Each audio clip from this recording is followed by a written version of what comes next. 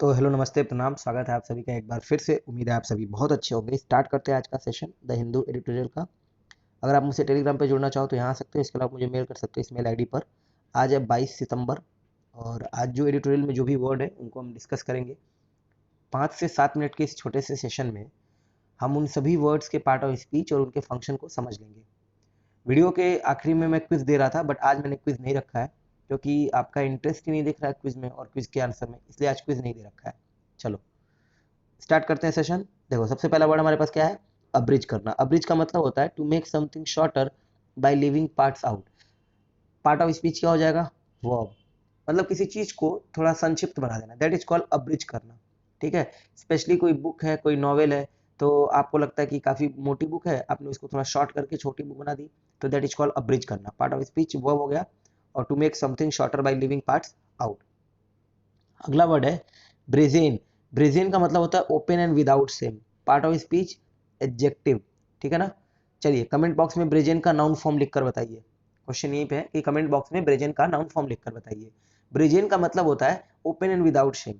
मान लो आप चीटिंग कर रहे थे और पकड़े गए, और आपसे बोला गया चीटिंग कर रहे थे, तो आप बोलते हो हाँ कर रहा था, हाँ बताइए कर रहा था चीटिंग, में कर रहा था चीटिंग। तो टीचर बोलेंगे देखो कितना मतलब बिना बेशर्म की तरह बोल रहा है कि हाँ चीटिंग कर रहा था, मतलब इसको थोड़ा भी लाज नहीं आ रही है। तो इस तरह के जब अगर वर्ड यूज करोगे तो आप बोलोगे ये इसका ब्रेजेन अटेम्प्ट है। तो अटेम्प्ट हो गया नाउन और ब्रेजेन हो गया एडजेक्टिव। ब्रेजेन अटेम्प्ट का मतलब ओपन एंड विदाउट सेम वाला उसका जो एडमिशन है ना, जो आप एक्सेप्ट कर रहे हो, स्वीकृति है वो। अगला वर्ड है डिन। डिन का मतलब होता है allowed unpleasant noise that last for a long time. समझो, जब आप कहीं जा रहे होते हो और ट्रैफिक जाम में होते हो, तो देखते हो कि एकदम से हॉर्न की जो आवाज होती है कितनी कर्कश होती है, और कितनी कैकोफोनी होती है, और बहुत देर तक वो चलती रहती है, तो दैट इज कॉल्ड डिन। है ना। उसको बोलेंगे डिन, allowed unpleasant noise that last for a long time. Part of speech noun. अगला वर्ड है स्कल्डगरी। स्कल्डगरी का मतलब होता है डिसऑनेस्ट बिहेवियर और एक्टिविटीज। जो भी है, जिस काम के लिए भी है, मान लो आप आपका कोई एम है, कोई गोल है, उसको गलत तरीके से अपनाते हो तो आपके ऊपर आरोप लगेगा। मान लो जैसे पॉलिटिक्स में हो तो पॉलिटिकल स्कल्डगरी का आरोप लग जाएगा। पॉलिटिकल स्कल्डगरी का मतलब कि पॉलिटिक्स में आप इन्वॉल्व थे और राजनीतिक तौर पे आप गलत कामों के थ्रू आपने वो अपना पद जो है या अपना पोस्ट पाया है, तो दैट इज कॉल्ड पॉलिटिकल स्कल्डगरी। समझ में आ रहा है? थोड़ी तबीयत फिर से खराब हो रही है, तो इस वजह से आज उतनी एनर्जी के साथ मैं नहीं बोल पा रहा हूँ।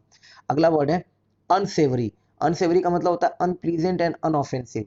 देखो, एक वर्ड होता है सेवरी, समझना इसको। ये सेवरी जो होता है पहला टेबल मतलब टेस्ट के लिए होता है ना। इसी से बनता है अनसेवरी। तो एक तो ये टेस्ट अच्छा नहीं है तब यूज कर सकते हो। दूसरा कोई अनप्लीजेंट और ऑफेंसिव, जैसे मान लो किसी का रेपुटेशन बहुत खराब हो गया है, तो आप बोलोगे आपका रेपुटेशन इस कंपनी में बहुत अनसेवरी हो गया। अनसेवरी मतलब बहुत ही अनप्लीजेंट, बहुत ही ऑफेंसिव।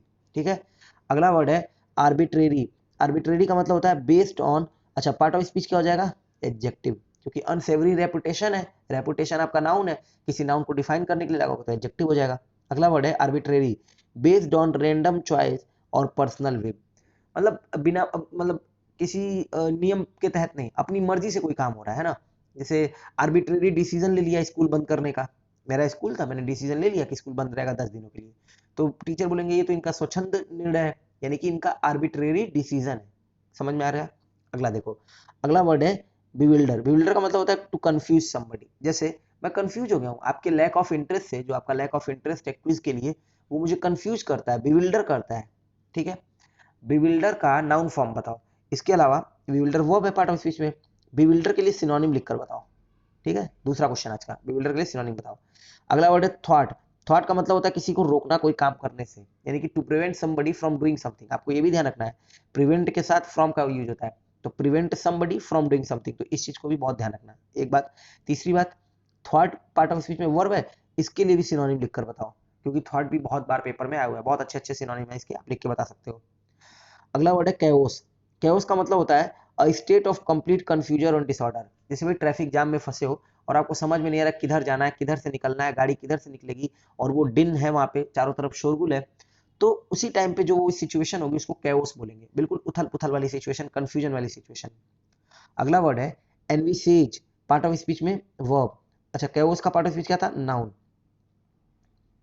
एनविसेज का मतलब होता है परिकल्पना करना, to imagine what will happen in future.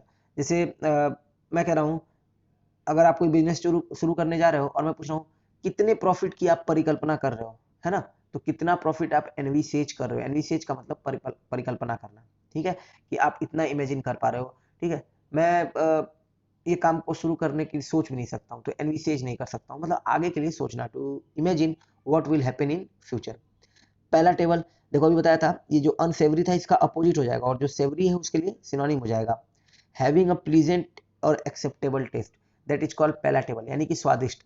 Part of speech में एडजेक्टिव।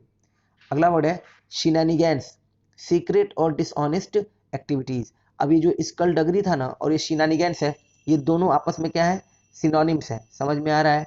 स्कल्डगरी और शिनानिगैंस आपस में क्या है, सिनोनिम्स है, सीक्रेट और डिसऑनेस्ट एक्टिविटीज। अगला वर्ड है paper over the cracks, idiom है ये, ठीक है। तो अच्छा, दोनों के पार्ट ऑफ स्पीच नाउन भी है, जैसे स्कल्डगरी भी है और ये शिनानिगैंस है, दोनों नाउन है, ध्यान रखना। पेपर ओवर द क्रैक्स का मतलब होता है to hide problem arguments between people. जैसे मान लो हमारे और मेरे भाई के बीच में रिश्ते अच्छे नहीं चल रहे हैं, हम लोग के बीच बहुत वाद विवाद चल रहा है, और तीसरा कोई आता है और वो कहता है कि तुम लोग के बीच कुछ तो गड़बड़ लग रहा है, बट हम उसे किसी तरह से दबा ले जाते हैं, तो हम क्या करते हैं, पेपर ओवर द क्रैक्स, मतलब अपनी गलतियों को, अपनी बातों को बताते नहीं है, अपने आर्गुमेंट्स को छिपा लेते हैं, तो वही है पेपर ओवर द क्रैक्स का मतलब, टू हाइड योर प्रॉब्लम्स और आर्गुमेंट्स, ठीक है। अगला वर्ड है inflammatory, intended to cause very strong feeling of anger. मतलब एक तो ये होता है कि आपके शरीर पे लाल निशान पड़ जाए, है ना, तो वो इन्फ्लेमेटरी है, इन्फ्लेमेशन बोलते हैं इसको, है ना, लाल लाल दाग पड़ जाना। और दूसरा है इन्फ्लेमेटरी, इसी से एडजेक्टिव बना हुआ है, दूसरा मतलब होता है गुस्सा दिलाने वाला। अगर मान लो आप कोई ऐसी अभद्र भाषा का यूज करते हो, तो मैं कह रहा हूँ इन्फ्लेमेटरी लैंग्वेज है, मतलब इंटेंडेड टू अराउज एंगर, वो गुस्सा दिलाता है, तो intended to cause very strong feeling of anger. Part of speech में इन्फ्लेमेटरी क्या होगा, एडजेक्टिव। क्लियर है। इन्फ्लेमेटरी का अपोजिट लिखकर बताओ, यानी कि एंटोनिम। तो 3 क्वेश्चन थे आपके पास। पहला क्वेश्चन था कि ब्रेजेन का नाउन फॉर्म बताओ, ब्रेजेन का। दूसरा क्वेश्चन मैंने बोला था कि सिनोनिम लिखकर बताओ, थॉट का और बिविल्डर का, 2 क्वेश्चन। और चौथा क्वेश्चन है इन्फ्लेमेटरी का अपोजिट लिखकर बताओ। एक बार फिर बता रहा हूँ कि आज तबियत सही नहीं होने की वजह से तबियत फिर से खराब हो रही है, तो एनर्जी थोड़ी डाउन लग रही है। उम्मीद है कि आप सभी बहुत अच्छे होंगे और सेशन फिर हम स्टार्ट करेंगे। तब तक के लिए अपना ध्यान रखिएगा, वीडियो अच्छा लगे तो शेयर कर दीजिएगा। Thank you.